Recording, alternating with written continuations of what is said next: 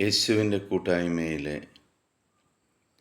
എല്ലാ പ്രിയ മക്കളെയും പിതാവായ ദൈവം ഇന്നത്തെ ദിവസം സമൃദ്ധമായിട്ട് അനുഗ്രഹിക്കട്ടെ എന്ന് പ്രാർത്ഥിക്കുന്നു.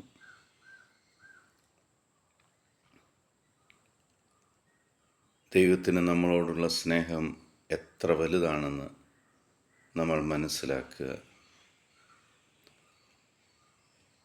ആ സ്നേഹനിധിയായ പിതാവിൻ്റെ സഹായത്താലാണ് നമ്മൾ ഈ പ്രഭാതത്തിൽ ദൈവസന്നിധിയിലായിരിക്കുന്നത് തന്നെ.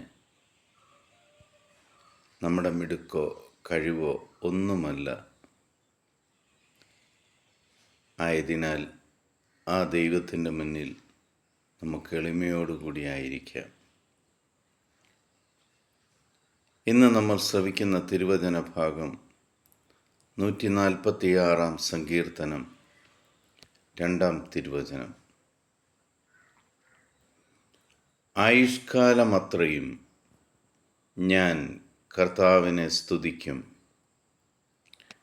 ജീവിതകാലം മുഴുവൻ ഞാൻ എൻ്റെ ദൈവത്തിന് കീർത്തനം പാടും.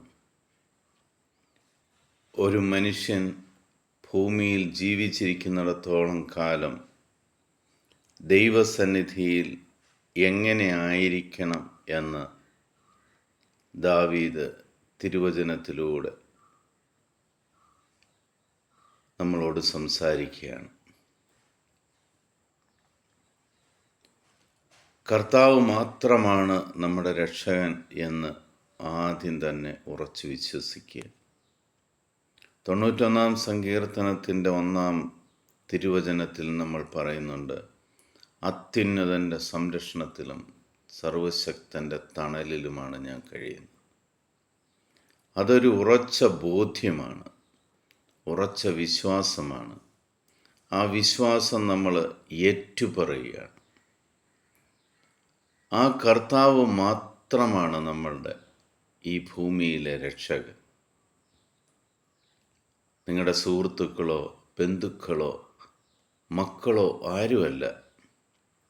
നിങ്ങൾ ഭൂമിയിലായിരിക്കുമ്പോഴും സ്വർഗത്തിലേക്ക് പോകുമ്പോഴും ആ കർത്താവ് മാത്രമേ നിങ്ങളുടെ കൂടെ ഉണ്ടാകത്തുള്ളൂ. ആയതിനാൽ നീ ഭൂമിയിലായിരിക്കുന്നിടത്തോളം കാലം ആ കർത്താവിനെ നീ സ്തുതിക്കണം.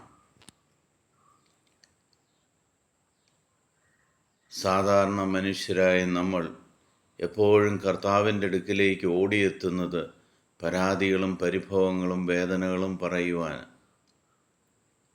എന്നാൽ പ്രവാചകനിലൂടെ ദൈവം പറയുകയാണ്, നിൻ്റെ ഏറ്റവും വലിയ കർത്തവ്യം ദൈവമായ കർത്താവിനെ നിൻ്റെ ആയുഷ്കാലം അത്രയും സ്തുതിക്കുക എന്നുള്ളത്. നന്ദി നിറഞ്ഞ ഹൃദയത്തോടെ നീ അവൻ്റെ മുന്നിലായിരിക്കുക.